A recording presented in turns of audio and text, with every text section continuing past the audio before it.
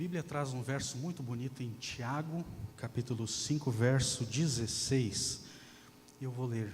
Confessai, pois, os vossos pecados uns aos outros e orai uns pelos outros, para serdes curados. Muito pode, por sua eficácia, a súplica do justo. Nós vamos, com o pensamento neste verso, orar juntos. Este é um momento que nós temos a oportunidade de nos achegarmos mais perto aqui do altar, enquanto cantamos o hino. Então, se você deseja, no momento de oração, vir aqui mais próximo, sinta-se à vontade nesse momento.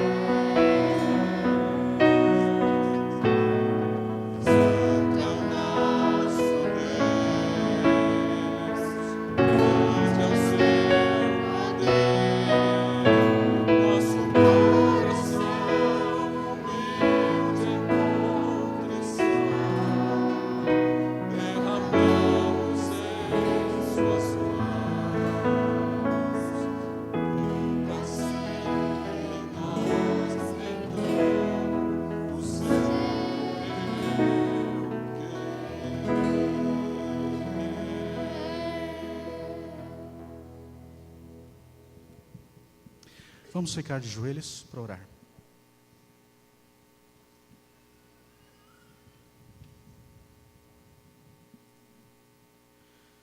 Bondoso Deus, nós somos muito gratos a Ti por este belo sábado, pela Tua companhia e pelas bênçãos concedidas na vida de cada um dos Teus filhos.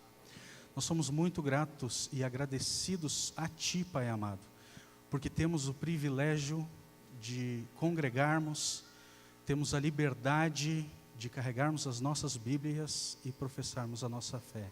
E nós te agradecemos por isso. Muitos pedidos e agradecimentos estão em nossos corações.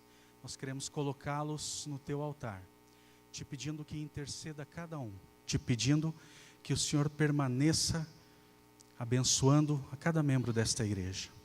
Pedimos-te uma bênção muito especial sobre a igreja do Iguatemi, sobre sua liderança, sobre o pastor Gilvan, sobre os desafios, as lutas, sobre a missão desta igreja. Que o Senhor possa estar à frente de tudo e de todos. Não sabemos quantos pedidos ficaram em nossos corações, mas o Senhor sabe cada um deles. Nós te pedimos as mais ricas bênçãos sobre cada um. Lembramos, Pai amado, de te pedir também em favor da pregação desta manhã, que o Senhor esteja com o pastor Edson, Que o Senhor esteja com cada um de nós, que possamos ouvir a Tua mensagem e que possamos praticá-la em nossas vidas. Nós te pedimos essas bênçãos em nome de Jesus. Amém. Amém.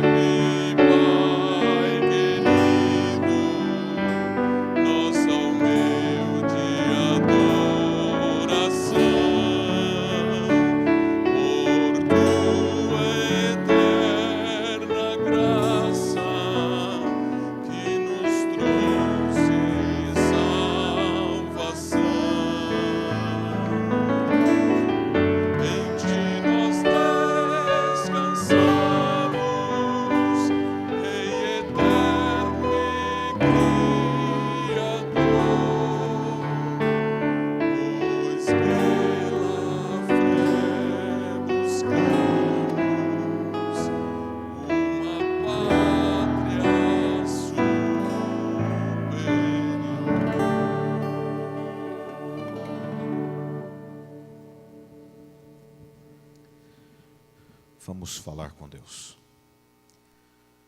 Bondoso Pai, nós te louvamos porque em tão boas circunstâncias podemos estar neste local. Invocamos, Senhor, a Tua presença, que Teu Santo Espírito esteja entre nós, abrindo o nosso coração, a nossa mente, para ouvirmos a Tua palavra. Em nome de Jesus oramos. Amém.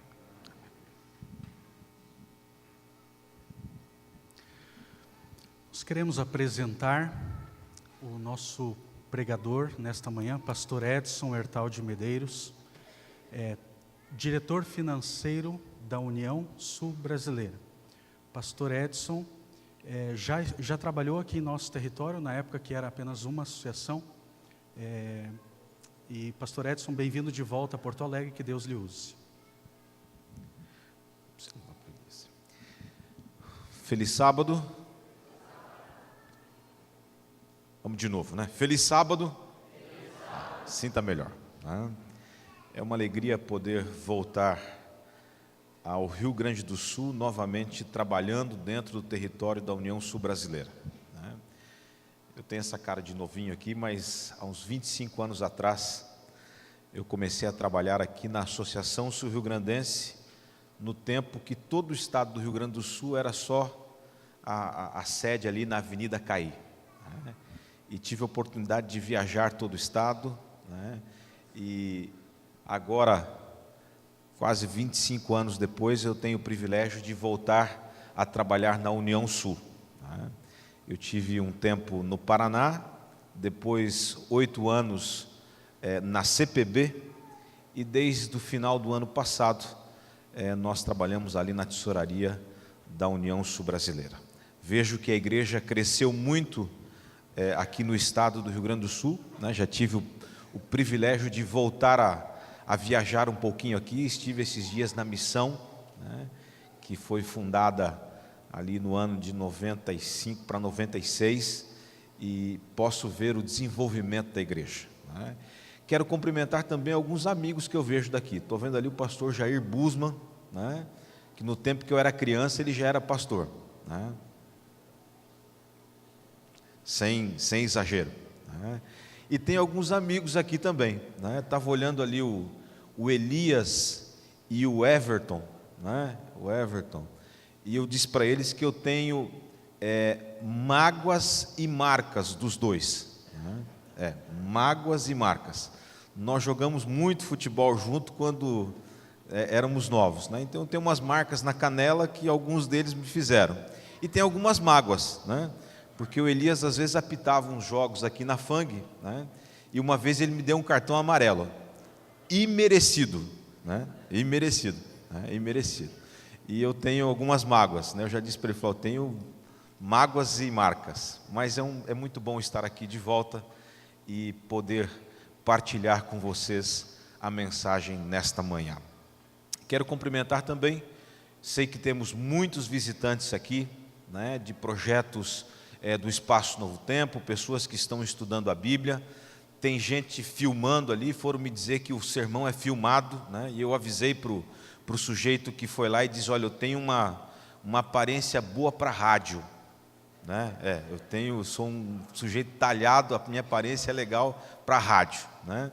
Mas quero cumprimentar também aqueles que estão nos assistindo ao vivo, né, aonde estiverem, que a paz e a graça do nosso Senhor Jesus possa estar com você também. Antes de abrir a palavra de Deus, eu queria pedir para que vocês orassem por algumas metas que nós temos como União Sul-Brasileira, tá? Em março desse ano nós tivemos uma grande reunião administrativa, né? O Márcio, o pastor Marcos aqui esteve também participando com a gente ali, e nós tomamos algumas decisões que têm a ver com o andamento da igreja. Hoje a igreja na União Sul-Brasileira tem 194.400 e um quebradinho, né, membros. Então nós somos uma igreja de quase 200 mil membros. Certamente frequenta uma igreja, né, se nós contarmos as crianças, 200 mil membros. E nós temos uma meta de nos próximos 5 anos alcançar 250 mil membros. Amém? Amém. É um crescimento importante. Não é uma meta de batismo, porque nesses 5 anos a igreja na União Sul-Brasileira deve batizar perto de 100 mil pessoas. Nós temos batizado em média 18, 20 mil cada ano nos 9 campos da União. Mas o crescimento líquido da igreja, né, porque tem, infelizmente, pessoas que entram, mas nós temos pessoas que saem, né? E eu queria pedir para que você fizesse 2 coisas. Primeiro, ore por 250 mil membros. Mas tem um dito popular aí que diz que de boa intenção, né, fica para você, eu não vou falar o resto do ditado, né? Não basta você ficar só na oração. Ajude as pessoas que entram e as pessoas que estão a permanecerem na igreja. Ajude as pessoas que entram e as pessoas que estão na igreja a permanecer na igreja. Vejam, se nós vamos batizar aproximadamente 100 mil pessoas, nós estamos considerando que 50 mil, né, não só dos que são recém-batizados, mas no contexto geral da igreja, vão abandonar a fé. Você vai dizer, nossa, mas isso é muito, pastor. Mas hoje é pior. Hoje, para cada 10 pessoas que se batizam, nós perdemos quase 7. E isso mostra um desafio para nós. E eu entendo às vezes. Uma pessoa que se batiza, ela vem nova para a igreja, e a gente dá muita atenção para ela até ela se batizar. É visita, bem-vindo. Parece que depois que ele se batiza, a gente, diz, agora ele já é membro, vamos para o próximo. E isso, irmãos, é uma falha que nós temos como igreja. E eu fico pensando que, às vezes, a nova criatura de Deus que entrou no tanque batismal, entregou sua vida a Jesus, ela vem para a igreja e ela acaba sendo esquecida. Ninguém convida ela para um pôr do sol, ninguém convida ela para uma reunião, mas os amigos antigos, né, passam lá na casa do sujeito e dizem: aí, fulano, né, vamos lá no bar que a gente ia sempre. E ele diz: não, agora eu sou uma nova criatura, mas ele vem aqui para a igreja e ninguém sequer convida ele para um pôr do sol na casa, para almoçar junto. Na semana seguinte o amigo diz: olha, fulano, vamos. E em algum momento essa pessoa, se ela não for acolhida, se ela não for de fato alcançada pela nossa comunidade, o velho amigo vai vencer os novos amigos. Então, queridos irmãos aqui da igreja do Iguatemi, ore, mas não fique só na boa intenção. Se você conhece pessoas que estão se afastando da fé, traga-las para perto de você. Se você conhece pessoas que estão recém-batizadas, convide ela para fazer um pôr do sol na sua casa, convide ela para almoçar com a sua família, convide ela para participar dos programas, que às vezes a gente só faz programas para os nossos amigos, diz: vamos lá em casa comer. Quem? É só meu amigo de 10, 15, 20 anos que vai lá na minha casa. E os novos? Quando que eles vão nos tornar nossos amigos? Então, ore e trabalhe por 250 mil membros. Um outro desafio que nós colocamos para nós como igreja aqui no sul do Brasil foi de construir nos próximos 5 anos 500 novas igrejas. Amém. Amém. 500 novas igrejas não é pouco investimento, nem é um desafio simples. Mas eu olho para as nossas igrejas e vejo, essa igreja aqui está quase lotada. Será que essa igreja não teria um grupo de 10, 15, 20 ou 30 pessoas que diriam: nós topamos? A gente vai sair desse banco confortável, do ar-condicionado dessa igreja, num lugar diferenciado, para começar uma nova igreja. E a intenção da união não é só de palavras, porque de boa intenção, fica com o ditado para você, não é só de palavras. Nós separamos 20 milhões de reais para nesses próximos 5 anos, investir um pouquinho em cada uma dessas igrejas novas. Nós não queremos só fazer discurso, nós queremos dizer para a igreja: se você vai abrir uma nova comunidade, a União tem uma participação para dar. E o Márcio conhece o sistema. Se ele manda um voto aqui da associação dizendo: olha, tem uma igreja nova sendo aberta nesse lugar, a União automaticamente faz uma contribuição de 35 mil reais para ajudar essa nova comunidade. E o campo tem aqui o compromisso de colocar 2 vezes esse valor. Então, qualquer igreja na União Sul-Brasileira que começar hoje, ela sai com não é só com a promessa, ela sai com uma garantia de que ela vai receber 35 mil reais da União para ajudar na sua construção, mais 35 mil reais do campo. E quando ela estiver na sua fase de conclusão, o campo dá mais 35 mil reais. Quem me ajuda na conta aí? 35 com 35, 70, mais 35, 105. Então, qualquer igreja que for começar hoje no território da União Sul-Brasileira, ela já tem de recursos da estrutura da igreja 105 mil reais para fundar, para ajudar na construção, para ajudar nos móveis, para que a igreja possa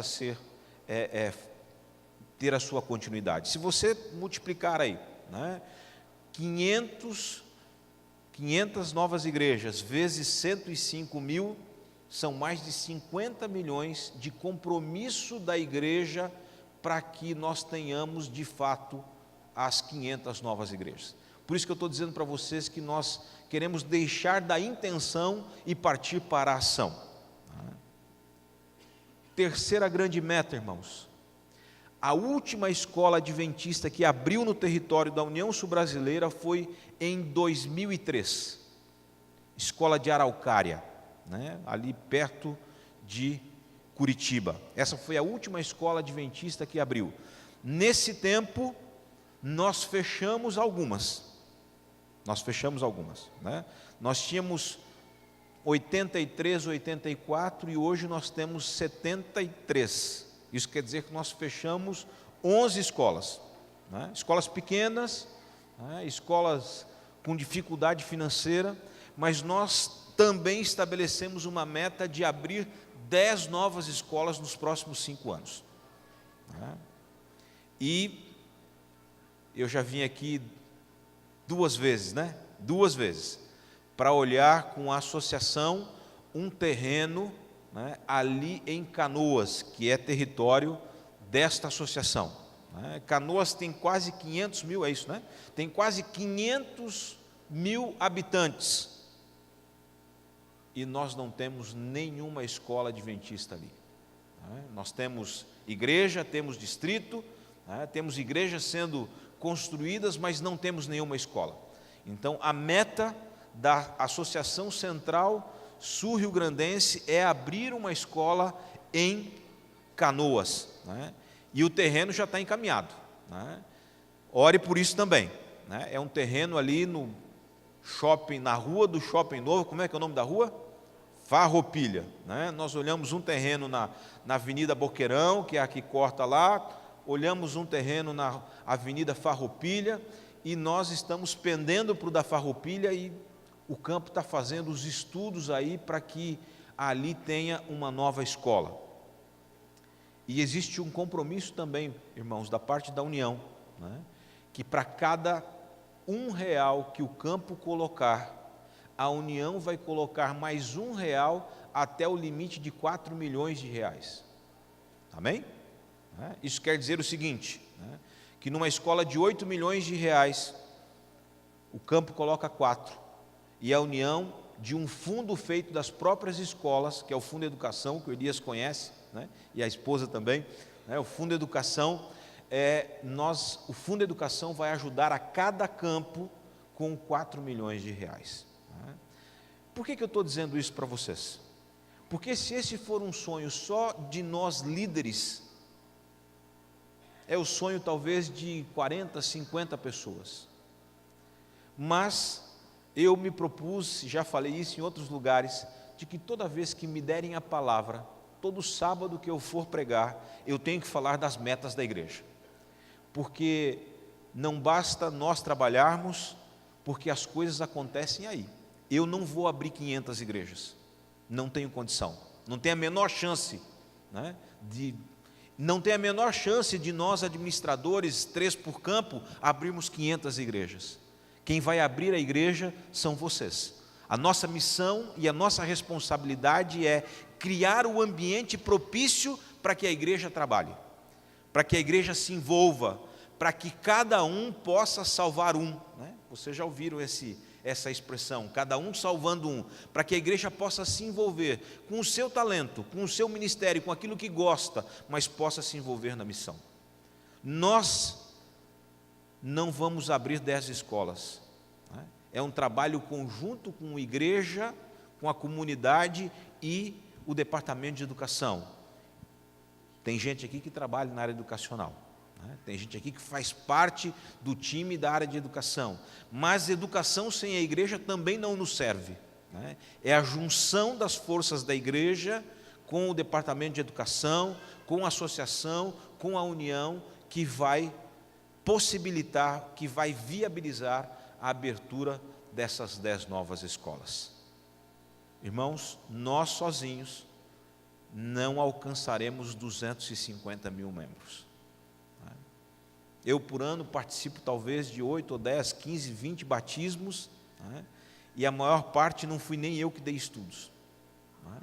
Tenho o meu programa, mas viajo demais. Talvez eu consiga trazer 3 ou 4 pessoas para a igreja nesse ano.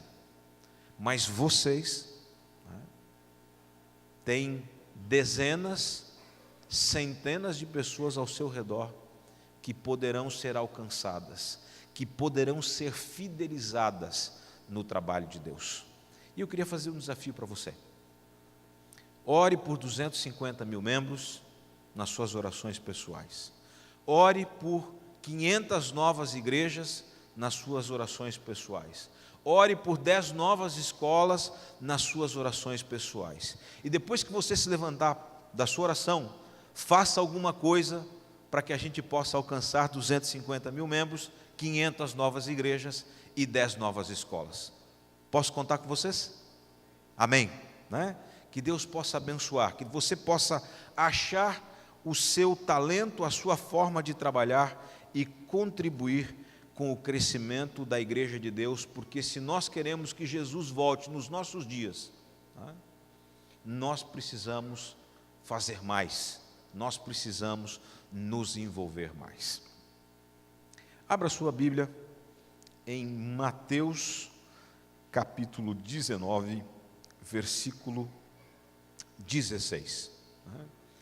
Abra sua Bíblia, o seu smartphone, o seu tablet, o que é que você trouxe que tem a palavra de Deus, né?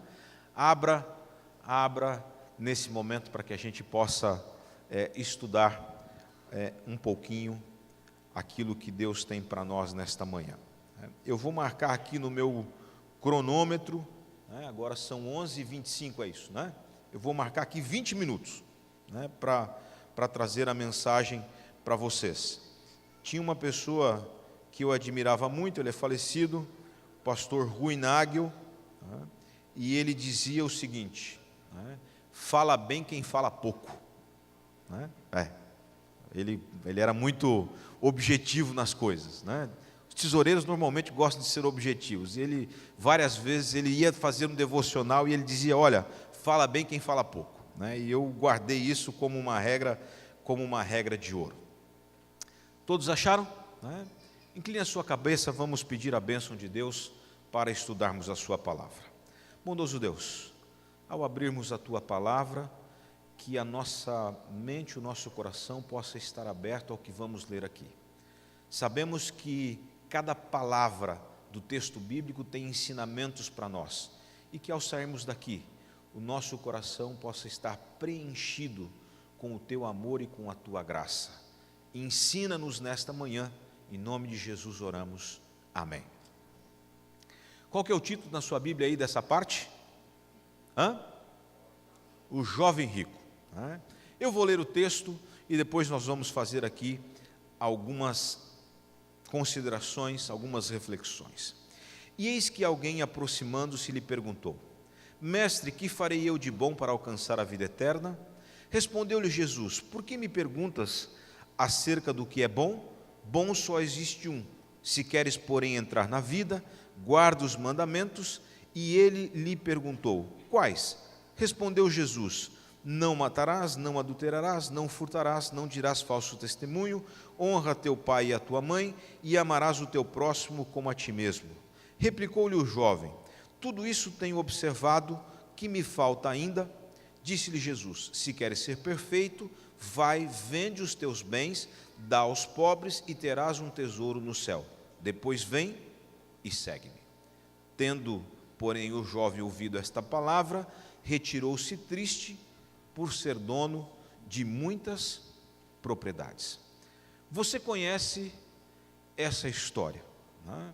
E eu recomendo que, se você puder, hoje à tarde, né, vai lá no livro Desejado de Todas as Nações, capítulo 57, né, e você vai ver a descrição que a Pena Inspirada faz desse episódio na vida de Jesus e na vida daquele jovem. Nós não sabemos o nome daquele jovem, mas o que a Pena Inspirada e a Bíblia diz é que aquele jovem era um jovem que, na sua sinceridade, ele procurou Jesus e ele fez uma pergunta fundamental. O Espírito de Profecia diz isso, né? Ele fez uma pergunta fundamental. E eu pergunto para você, se você tivesse a oportunidade de marcar um encontro com Jesus, né? Ali, vamos ver um lugar que eu conheço aqui na Zona Norte, né? Como é que é? Curva ou é volta do Guerino? Volta, né? Na volta do Guerino, disse, Senhor, vamos marcar para amanhã cedo, ali na volta do Guerino, né? Onde era o consultório do Dr. Paris, né? Eu me tratei ali no Dr. Paris um tempo, né? Lá atrás, há uns 20 anos atrás, né? Ali na frente do consultório do Dr. Paris, eu quero marcar um encontro contigo, né? E Jesus me mandasse um e-mail, me mandasse uma mensagem dizendo, combinado, né? Amanhã, 9 horas, eu vou te atender lá na volta do Guerino.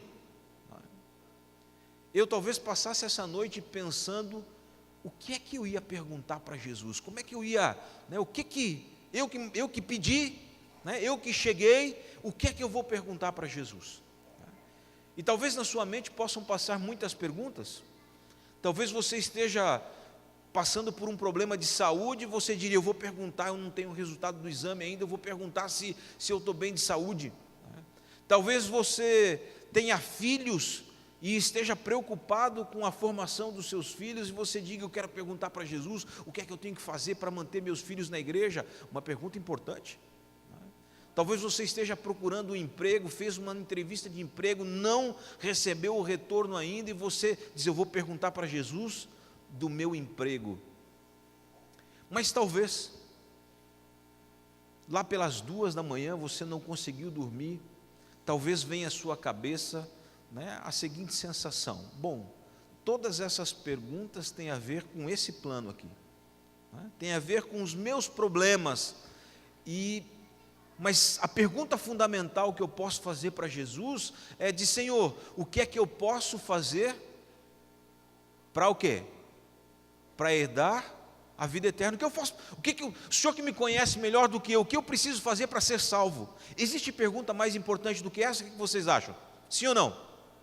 Não.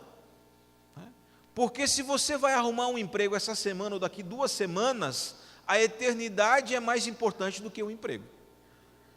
Se você está com, né, um problema de saúde, que pode ser um problemão ou um probleminha, a eternidade é mais importante do que o seu problema de saúde. Se você está passando por alguma luta pessoal na sua família, tudo isso é importante, mas a salvação é mais importante do que isso. Aquele jovem, quando encontrou-se com Jesus, ele fez a pergunta fundamental, a pergunta existencial de qualquer pessoa que crê em Deus é, Senhor, o que é que eu preciso fazer para alcançar a vida eterna? A Pena Inspirada diz que Jesus leu o coração daquele jovem. Jesus leu o coração daquele jovem. Mas Jesus, como um grande mestre, ele não deu a resposta logo de cara. Bons professores não dão só a solução do problema. Eles desenvolvem o conhecimento para que o aluno cative a sua atenção e para que ele possa refletir naquilo que o professor está explicando. E Jesus, como um grande mestre, ou o maior mestre que já viveu nesta terra, Jesus começa a interagir com aquele jovem. Jesus diz para ele, olha, por que você me pergunta acerca do que é bom? Bom, só existe um, né, que é Deus. Agora, se você quer ter a vida eterna, o que Jesus disse para o jovem? Guarda o quê? Os mandamentos. Os mandamentos. Agora, quem era aquele jovem? Ele era um judeu influente, a Pena Inspirada diz isso. E se existe uma coisa que o judeu faz bem, é o quê? É guardar os mandamentos. Um judeu guarda os mandamentos, e naquele tempo, muito mais do que hoje, um judeu, ele guardava os mandamentos com perfeição. O judeu era tão aficionado por guardar os mandamentos, que além dos 10 mandamentos, eles haviam criado mais de 1.400, né? Vou usar um termo, tem advogados aqui, não? Tem alguém que é advogado? Não tem. Eles haviam criado mais de 1.400 leis complementares, mais leis que ajudavam, a pessoa a guardar os 10 preceitos fundamentais da palavra de Deus. E essas leis eram leis humanas, Se você estudar um pouquinho, você vai ver que o judeu, ele, para guardar o sábado, eles criaram várias regras. Por exemplo, no sábado, você não poderia cuspir no chão. Você vai dizer que é isso? Diz, porque a saliva mais o pó poderia formar uma massa, e fazer massa no sábado era trabalho, Então você não podia, E eu, como, assim, a gente fica pensando nessas coisas, Eu falei, já sei como é que eu poderia fazer isso no sábado, Teria que cuspir na água. Uma saída, uma saída. Você sabia que o judeu tinha uma quantidade fixa de passos que ele podia dar no sábado?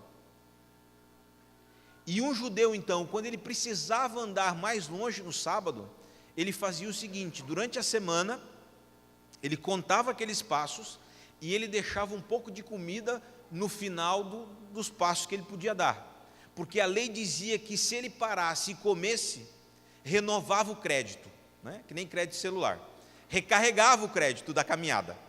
Então, se ele precisava caminhar vários quilômetros no sábado, ele ia contando a quantidade específica de passos que ele podia dar no sábado, deixava um pouquinho de comida, então ele dava os passos, comia um pouquinho e dava mais a quantidade de passos. E lá na segunda recarga de crédito de passos do sábado, ele comia mais um pouquinho, e ele podia continuar caminhando, até chegar no lugar onde ele precisava, mas ele precisava deixar a comida lá ou comer alguma coisa em cada um desses lugares. Você vai dizer, mas que coisa esquisita, eu também acho. Mas essas eram regras que os judeus tinham. E Jesus, quando responde o jovem, Jesus não cria nenhuma outra regra. Jesus disse, olha, guarda os mandamentos. E o jovem diz, será que ele tem algum mandamento que eu não conheço? E ele pergunta para Jesus, quais mandamentos? E o que Jesus diz? Jesus responde o óbvio. Jesus responde o óbvio. Diz, olha, não matarás, não adulterarás, não furtarás, não dirás falso testemunho, honra teu pai e a tua mãe, e ame o seu próximo, como a ti mesmo. E o jovem ficou intrigado, porque ele respondeu para Jesus o seguinte: Senhor, isso eu faço desde que eu me conheço por gente. Eu vou à igreja, eu vou à sinagoga desde que eu nasci. Eu fui apresentado na sinagoga. Eu faço isso tudo.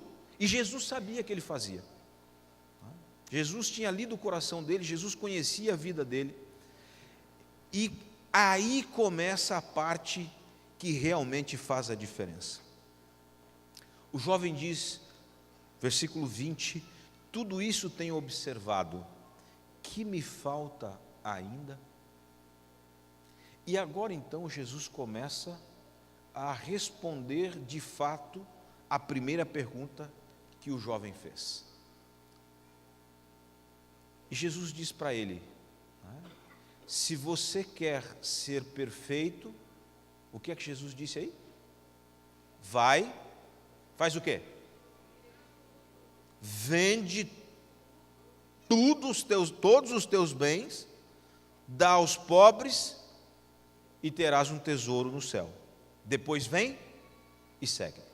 Será que o que Jesus está dizendo é o seguinte aqui, que nenhum rico vai entrar no céu? Será que é isso?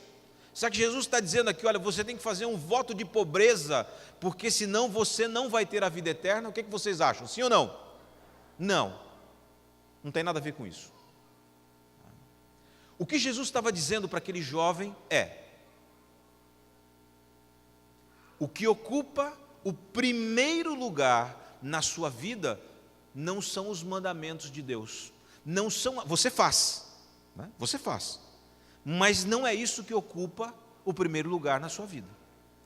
As tuas intenções, as tuas ações, tudo o que você faz tem um único objetivo: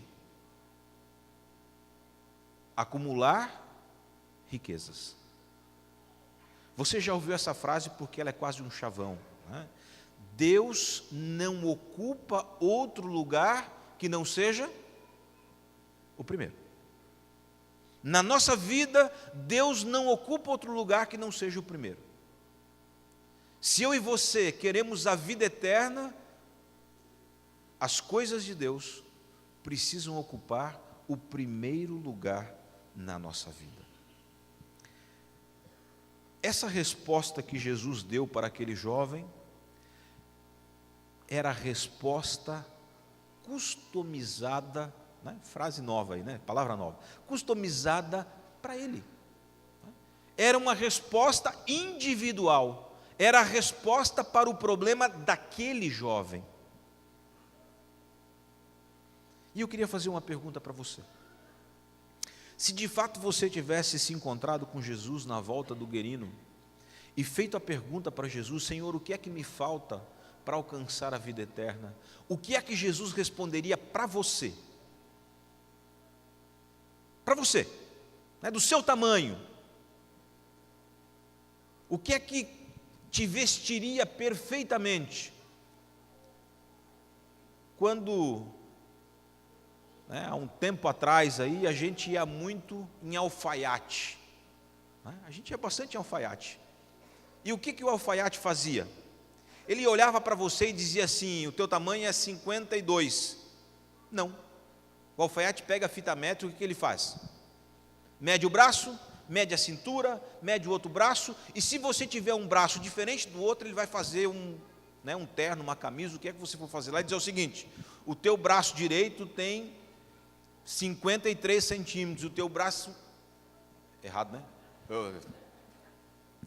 O teu braço direito, né, tem 53 centímetros, e o teu braço esquerdo tem 50, então eu vou fazer a manga do direito com 53 e a manga do esquerdo com 50. Eu tenho diferença de tamanho de perna, 1,5 centímetros. Sei lá por quê. Mas já me mediram lá e só a perna é tamanho diferente. Então, se eu vou um alfaiate, e quando eu vou tirar a medida, eu falo: olha, eu tenho uma perna maior do que a outra. E ele vai lá, ele mede a sua perna e diz: então eu vou fazer a calça para você com esse. Agora, se você vai a uma loja, você compra um terno naquele tamanho, né? Se as mulheres vão a uma loja comprar um vestido, você compra o vestido daquele tamanho, depois tem que mandar ajustar, né? Mas se você for a uma costureira, ela vai medir a sua cintura, né, em 2, 3 lugares, né? Vai medir a largura da perna, vai medir a largura do braço, para que a roupa, quando você for provar, ela fique exatamente do seu tamanho. O que Jesus fez para aquele jovem foi dar a resposta exatamente do tamanho da necessidade dele. A Pena Inspirada diz que aquele jovem, livro desejado de todas as nações, ele amava mais os dons de Deus do que o Deus dos dons. Outra frase de Ellen White: aceitá-las, as orientações de Jesus, e obedecer-lhes era a única esperança de salvação para o jovem. Ele não tinha outra esperança de salvação. Meu irmão, minha irmã, o mesmo convite de Jesus, ele ecoa através dos séculos. O mesmo apelo de Deus dizendo: se você quer ser um bom cristão adventista, se você quer ter a eternidade, você precisa me colocar em primeiro lugar na sua vida.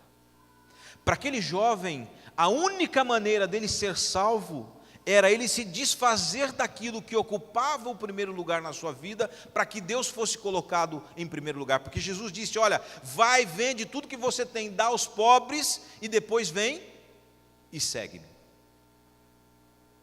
Eu não sei que resposta Jesus daria para você. Talvez para alguns de nós a resposta até fosse a mesma. Porque tem gente que tem lutas na área de fidelidade. Ama mais o dinheiro do que quem te dá força, a vida para você conseguir o dinheiro. Tem gente que ama mais a sua televisão do que as coisas de Deus. Você vai pôr a mão na cabeça e dizer: que é isso? Mas, uma vez aqui em Porto Alegre, quando eu era garotão, eu fui num curso desses oferecido por... E o sujeito não era um curso da igreja, era um curso desse que se oferece de formação de liderança. Ele fez uma brincadeira, não fazia parte do curso. Ele disse o seguinte: o que é prioridade na sua vida? E eu, como um bom adventista do sétimo dia, mesmo jovem, eu coloquei assim: Deus, família, trabalho, só aquilo assim. E aí, depois que eu coloquei lá, ele pediu pelo menos 5 coisas que eram prioridades na minha vida. E ele disse: agora então, todo mundo colocou, o que é que você colocou? Cada um foi lendo lá, a gente estava nos 10 ou 12, era um treinamento pequenininho. E ele disse assim: então agora coloque do lado quanto tempo você gasta com cada uma dessas coisas. E eu te sugiro que você, além de ler o capítulo 57 do Desejar de Todas as Nações, pode fazer isso hoje à tarde também. E é impressionante como a gente inverte as prioridades quando a gente mostra o tempo que gasta com elas. E ele disse o seguinte: a lista real é a lista do tempo e não a lista que você conscientemente colocou como sendo o ideal. E eu te pergunto: quanto tempo você gasta com Deus por dia? Pode ser que dentro da sua prioridade, dentro daquilo... O relógio aqui já disse que meus 20 minutos acabaram. Quando você coloca quanto tempo você gasta com cada coisa, você vai ver que a prioridade é diferente. Quanto tempo você gasta com Deus? Talvez Deus vai dizer para você: filho, você tem que... Vende, e eu não tenho nada contra a televisão, irmãos, é só para nós. Vende a tua televisão, porque você topa ficar 2 horas assistindo um jogo e vendo... Não vou perguntar aqui quem é gremista, mas essa semana foi uma semana ruinzinha, A Ponte Preta deu um estrago. Quanto tempo você fica? Você fica lá 2 horas e nem pisca. Agora tenta ler 2 horas a Bíblia para você ver, dá um sono lascado. E o que, na vida cristã, o que é mais importante? Não tem problema, pode assistir o jogo. Não sou contra isso. Mas é que às vezes nós gastamos muito mais tempo com coisas que não nos levam a nada do que com coisas que fazem a diferença na nossa vida. Todo mundo aqui vai dizer: a minha família é uma prioridade. Quanto tempo você gasta com a sua família? Ou você chega em casa e o dia foi tão que o teu filho vem brincar com você e você diz: hoje não. Pai, vamos... Hoje não. Pai, vamos jogar uma bola. Hoje não. Pai, vamos brincar de carrinho. Diz: amanhã. E você conhece a história, fiado só amanhã, às vezes é nunca. Não tem tempo, não tem paciência, gastou toda a sua energia durante o dia, e depois você quer dizer: não, a minha família é prioridade. Quantas vezes você levou a sua esposa para um programa diferente, um programa especial? Às vezes a gente gasta 30 mil para trocar de carro novo, mas não gasta 2 mil para sair com a família um final de semana num hotel, para ter um momento de família. O que Jesus estava dizendo para aquele jovem era que ele devia inverter as prioridades da sua vida.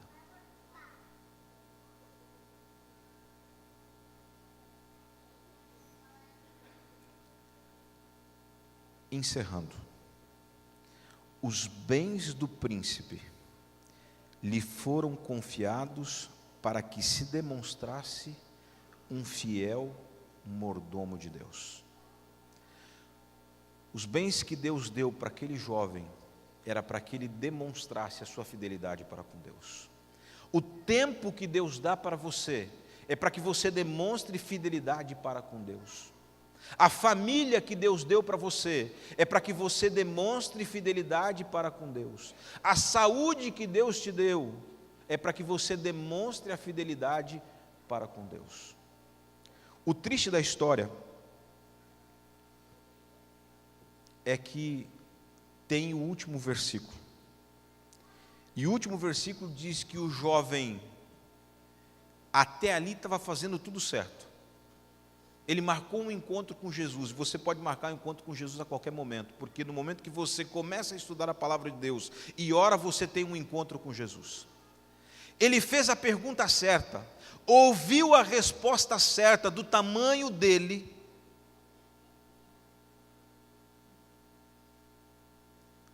E sabe o que é complexo em nós seres humanos? É que nós, mesmos conscientes, nós às vezes fazemos aquilo que é contrário à nossa consciência. Porque a Bíblia diz que ele se entristeceu. Ele se entristeceu quando ouviu a palavra de Jesus. E se ele se entristeceu, é porque ele, o quê? Concordou, ele aceitou. Né? Ele diz, é verdade, né? E eu fico triste por isso. Mas humanamente o que é que ele fez? A Bíblia diz que ele foi embora triste, porque ele era dono de muitas riquezas. Ele não foi capaz de mudar. Tudo certo até o momento da decisão. Encontrou-se com Jesus, pergunta certa, resposta certa, reconheceu, e na hora H de dizer, então eu vou mudar, o que ele fez? Virou as costas e foi embora. Aquele jovem deu as costas para a única oportunidade de salvação para a sua vida. Ele deu as costas para a resposta da pergunta fundamental que ele fez para Jesus.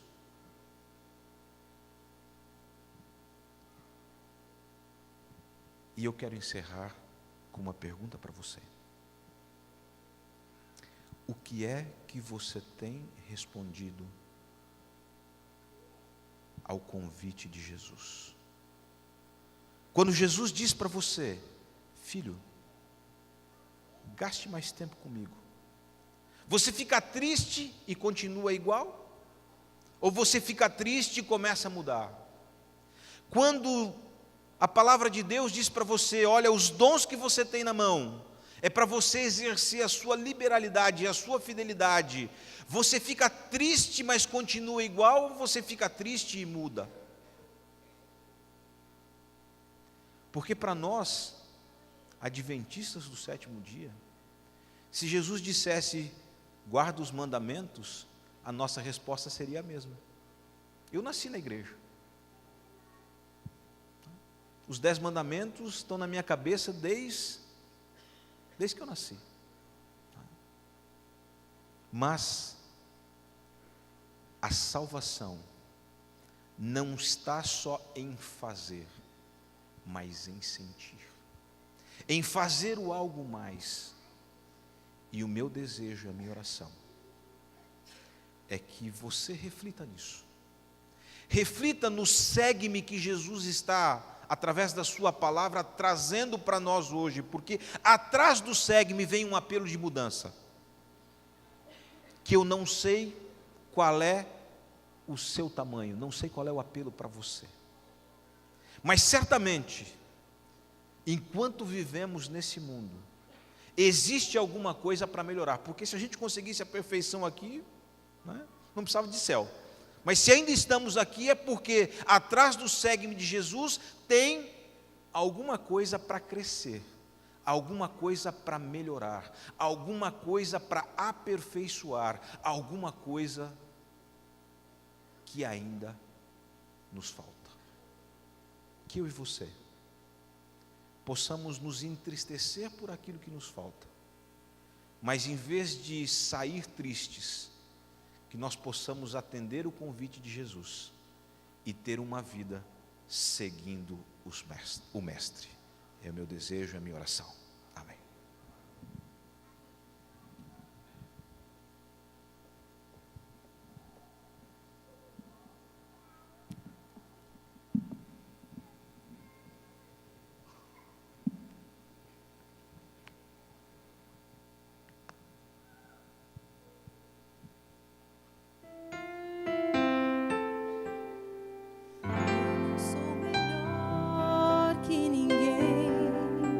Nem mereço amor de Deus, mas onde quer que eu estiver, seu perdão vem me envolver. Só por sua graça e poder eu entendo o que fazer. Vivo, não mais eu, Jesus habita em mim. Se hoje você ouvir a voz de Deus, não tente se esconder, pois Ele chama com paciência e tanto amor por você.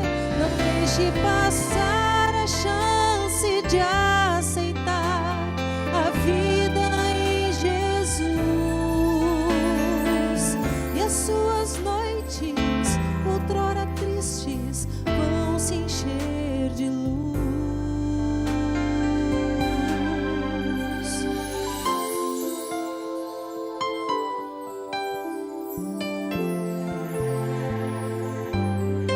Mesmo sem saber como orar, você pode encontrar a esperança e o louvor, a justiça no Senhor. Logo tudo irá passar, nosso tempo acabará. Vamos permitir que Cristo viva em nós. Se hoje você ouvir a voz de Deus, não tente se esconder, pois Ele chama com paciência e tanto amor por você. Não deixe passar a chance de aceitar a vida em Jesus. E as suas noites, outrora tristes, vão se encher de luz. Se hoje você ouvir a voz de Deus, não tente se esconder, pois Ele chama com paciência e tanto amor por você. Não deixe passar a chance de aceitar a vida em Jesus, pois esta vida é vida eterna. Basta se entregar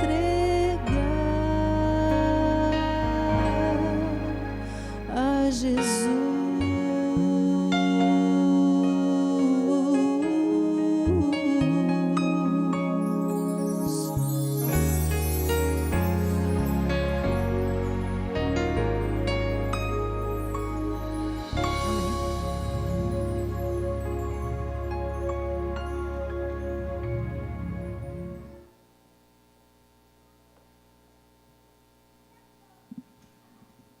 Vamos nos colocar em pé e vamos falar com Deus.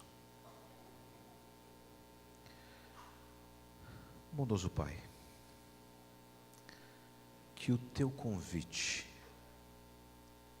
que a Tua palavra que o teu amor e a tua graça possa alcançar o nosso coração nesse dia de hoje e em todos os dias da nossa vida. Que o nosso coração e a nossa mente possam ser sempre sensíveis às tuas admoestações e que o nosso convite e que a nossa resposta possam ser sempre sim. Sim aos teus convites. Cuida de nós, leva-nos em paz para as nossas casas, abençoe os nossos queridos, a nossa família e cuida da tua igreja. Em nome de Jesus oramos. Amém.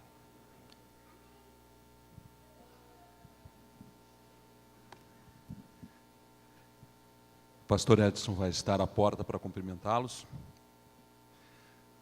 E cantemos antes de sair, graça, amor e comunhão.